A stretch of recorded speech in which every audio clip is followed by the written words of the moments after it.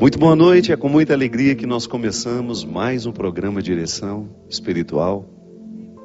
É interessante que às vezes a vitória nem está pronta, mas quando nós declaramos, é como se a nossa coragem de declarar essa vitória, mesmo que a gente não veja os sinais dela, Deus antecipasse esse processo. Porque a vitória, para acontecer, nós precisamos acolher a graça de Deus e precisamos fazer a nossa parte. E quando nós declaramos a vitória, a nossa mente se programa. É como se ela se permitisse viver aquilo que nós já proclamamos. Porque o estado de fracasso, minha gente, ele tem um poder assolador sobre nós. Quando nós alimentamos, sabe, no dia a dia, você sabe o que eu estou dizendo? Porque isso é muito comum na nossa vida.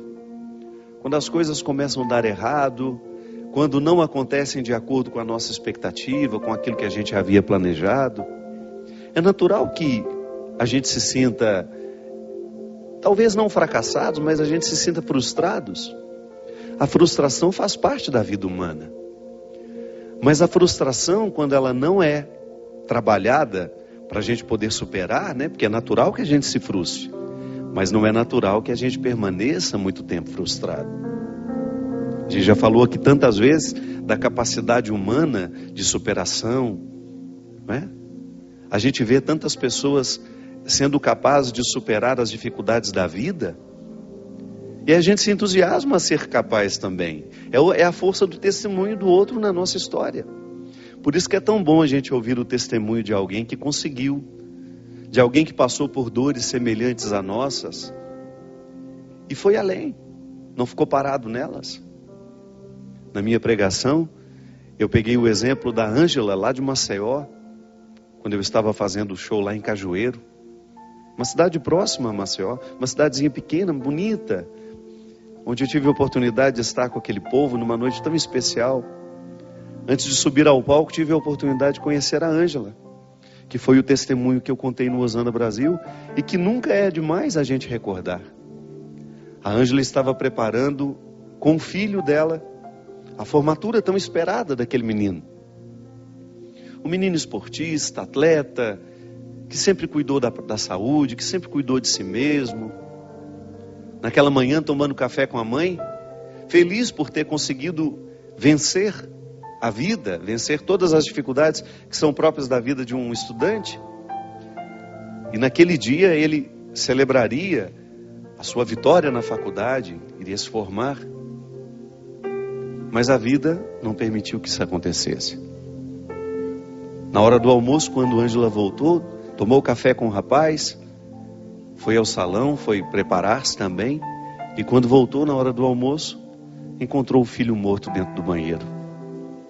Depois de investigar as causas da morte, uma parada cardíaca, um infarto fulminante, tão comum nos jovens de hoje, né?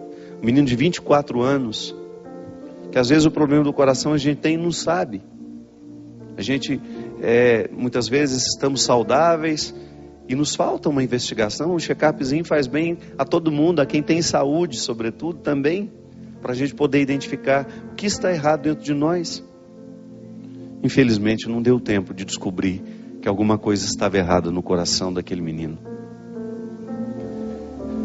Mas o grande testemunho da Ângela foi justamente me dizer, entre lágrimas: Padre, eu sinto muita saudade dele.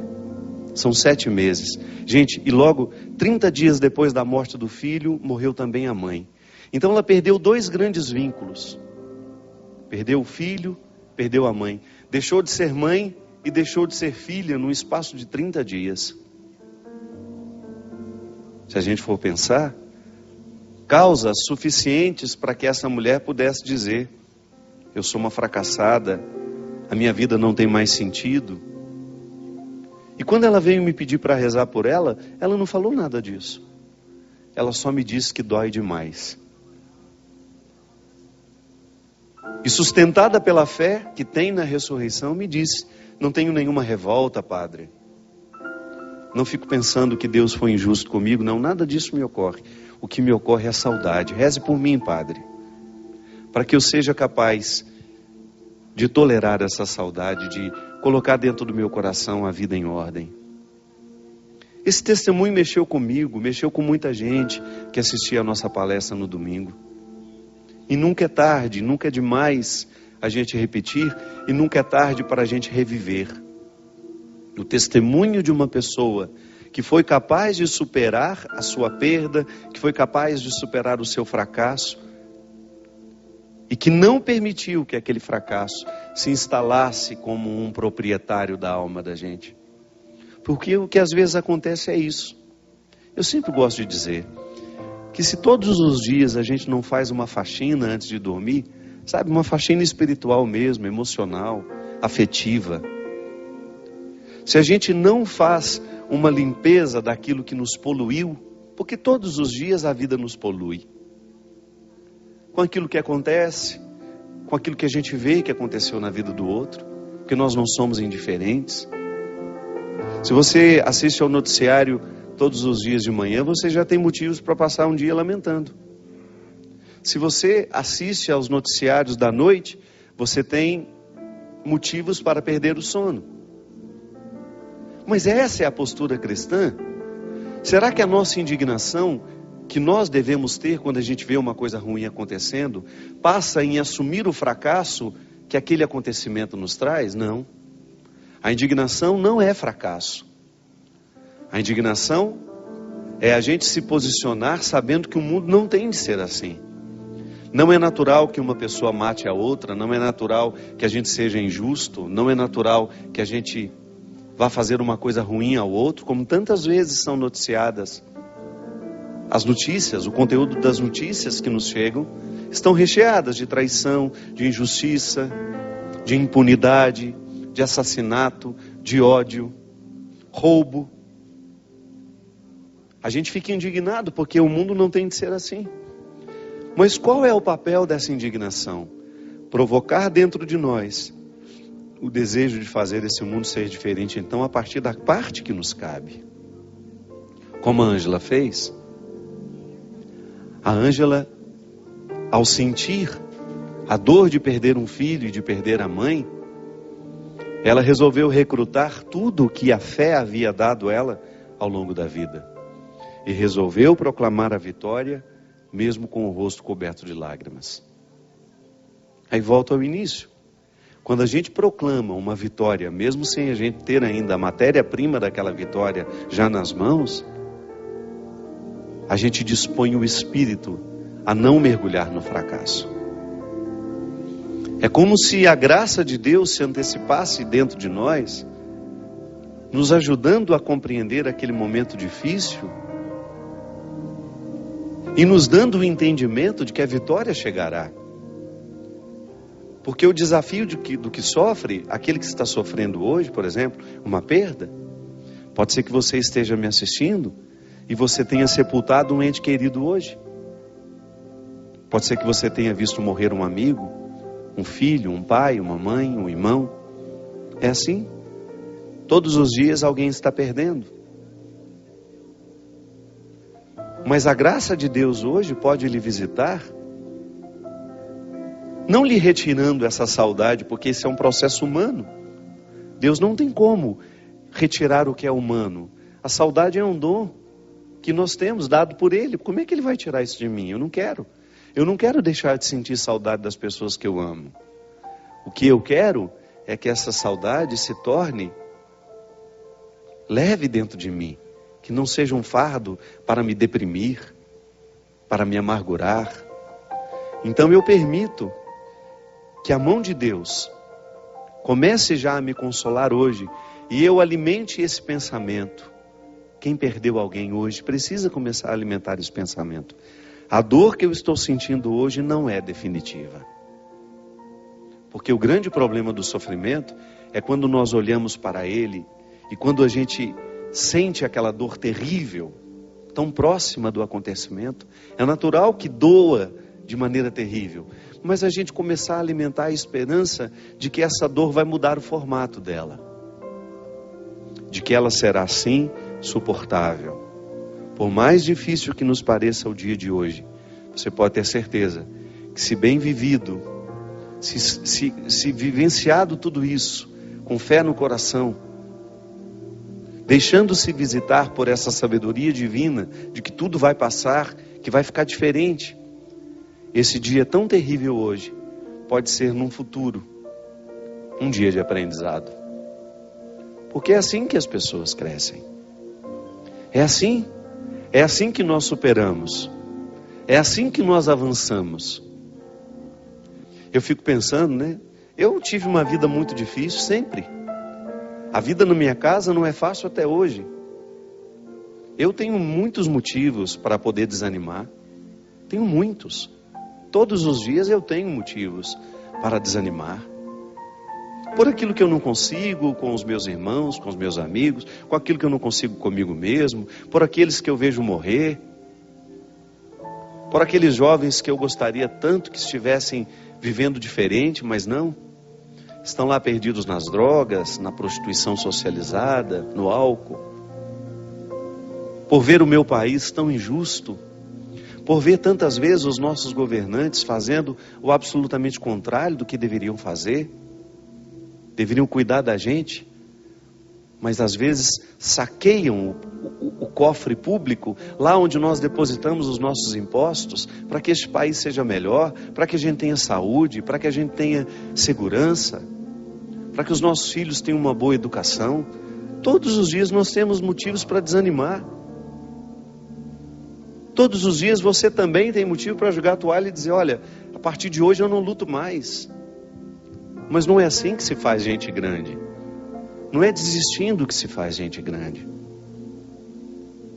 E por isso que vale a pena o testemunho, porque você vê que o outro não, que você não está sofrendo sozinho, que isso é humano. Eu gosto de dizer, né? Falo no meu livro, no Quem Me Roubou de Mim, que nós muitas vezes estamos estranhos às questões humanas. Nós estamos ficando estranhos a nós mesmos. Nós estamos estranhos ao sofrimento. Nós estamos estranhos à morte, como se isso não fizesse parte da nossa vida, como se isso não fosse um processo natural da vida. Não pode ser assim.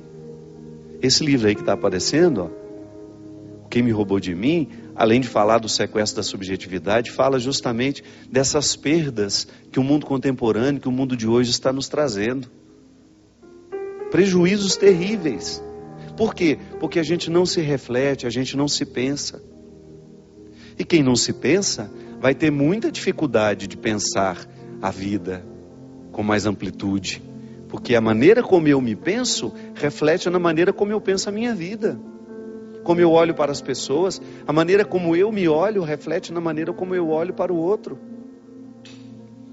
Então, esses sofrimentos que fizeram parte de você ao longo deste ano, eles têm que lhe trazer um fruto sim. E se não trouxeram, você pode ficar esperto. Pode ser que você esteja deixando de arrancar deles o aprendizado. Pode ser que você esteja guardando os fracassos na estante, sabe? Sem reciclá-los. Não, fracasso tem que ser reciclado.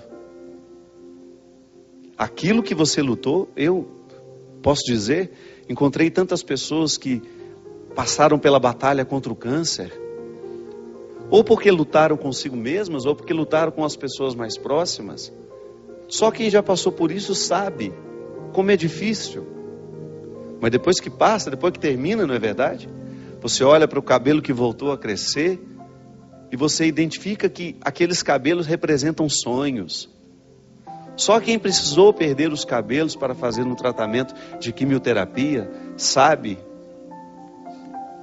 o que é a alegria de vê-los nascendo novamente. Só quem precisou passar pelo mal-estar de uma quimioterapia, de ficar tantas vezes horas e horas dentro de um hospital esperando pelo atendimento, e depois você ver o resultado de que aquilo deu certo, de que o tumor regrediu, ou então a cirurgia que fez, que foi bem sucedida. Então quando renascem os cabelos, meu Deus, que respeito nós precisamos ter por esses cabelos que nascem. São mais que cabelos. É o renascimento de sonhos, de esperança, de futuro. É alguém que de alguma forma pode dizer, a vida aqui venceu. E nós continuaremos lutando por essa vida. Porque só quem se viu nesse limite, nesse limiar estreito entre vida e morte, saberá identificar o quão a vida é preciosa. E deixaremos de reclamar menos. Reclamaremos menos. Porque um dia a gente viveu esse limiar e a gente sabe muito bem. Há 3 meses que eu estou lutando, com um problema que eu tive nesse ouvido esquerdo. Há 3 meses eu não sei o que é silêncio. Eu que gosto tanto. Então às vezes eu acho que eu vou ficar louco com um barulho que não termina dentro do meu ouvido. Eu tive uma pequena perda de audição, provocada não sei porquê, sei lá. São tantos os motivos que podem provocar aquilo que eles chamam de surdez súbita. O que é a surdez súbita? Quando você de repente acorda com um barulho no seu ouvido, você vai e faz uma audiometria, que é um exame que mede a audição. Aí eu descobri que eu perdi 3 frequências graves. Nem fazem falta. Poderia viver perfeitamente sem elas. Até o doutor Daniel, que tem me acompanhado, me disse: padre, é um diagnóstico muito bom. Depois outros médicos, amigos meus também, doutor Vianney lá em Petrópolis, que eu tive a oportunidade também de conversar, de passar por ele, fui tão bem atendido por ele, todo mundo dizendo, o diagnóstico é muito bom. Quando se perde frequências graves, se recupera praticamente tudo novamente. Só uma questão de tempo. Mas o problema, minha gente, não é essa bendita frequência grave que eu perdi, não. O problema é conviver com esse barulho, esse zumbido, dia e noite. Sabe quando você deita para dormir cansado? E você não consegue dormir porque aquele barulho te perturba, te perturba, te perturba. E ontem, graças a Deus, eu tive assim um dia tranquilo. Foi o primeiro dia em que eu posso dizer que o zumbido não ficou o tempo todo. Foi o primeiro dia em que eu tive a oportunidade de voltar a saborear alguns momentos de silêncio. Ele não foi embora, está aqui. Vai, volta, fica baixinho, fica mais alto. Mas ontem, eu vivi um dia inteiro naquele silêncio que eu gosto, que me faz bem. Você não pode imaginar de como eu valorizei aquilo. Você não pode imaginar de como para mim foi gratificante ter a oportunidade de valorizar uma situação que às vezes passa despercebido, porque eu me acostumei com ela. Então, como agora eu estou tendo de conviver com um barulho no meu ouvido, e se Deus quiser, vou dar um jeito de curar isso, ou pelo menos diminuir isso, para eu não ficar louco, senão a gente fica louco, a gente não consegue se concentrar, tudo fica mais penoso, a gente fica mais cansado, menos paciente com as coisas. Então, sabe, quando você experimenta aquilo que antes você tinha e não sabia valorizar. Se Deus me der a graça de ser curado disso, você pode ter certeza que eu nunca mais vou interpretar o silêncio da mesma forma. Porque passar 3 meses com esse barulho o tempo todo no seu ouvido não é brincadeira. Então, quando eu tiver a oportunidade, como eu tive ontem, temporária, mas tive, de voltar a experimentar o silêncio, eu quero saborear aquilo com todas as forças da minha alma. Porque para isso serve o sofrimento. Por isso que eu estou lhe dizendo, o que lhe aborreceu ao longo desse ano? O que foi penoso para você? Eu dei meu testemunho, falei o testemunho da Ângela. A minha história é tão pequenininha, perto de tantos sofrimentos que a gente teve. A gente teve a Célia, nossa amiga aqui, que trabalha conosco, que enfrentou o ano passado, um pouco esse ano também, né, Célia? Ainda na continuidade do tratamento, 2010, 2011, continua em tratamento. A Célia sabe, nós vimos quando os cabelos da Célia caíram e depois vimos a alegria quando nasceram. Está aqui, trabalhando, feliz da vida, levando a mãe dela por onde vai, com amor, com carinho. Mostra a Célia para nós, essa menina tão especial, tão cheia de Deus, que foi um testemunho para nós aqui, para quem esteve ao lado dela. Então, para a gente poder ter o direito de cantar essa música, hoje eu livre sou, a gente precisa vasculhar tudo o que foi difícil na nossa vida, porque somente a partir da superação dessas dificuldades é que a gente vai alcançando essa liberdade interior que só Deus pode nos dar. Nós vamos para um rápido intervalo e a gente volta já já com o programa Direção Espiritual.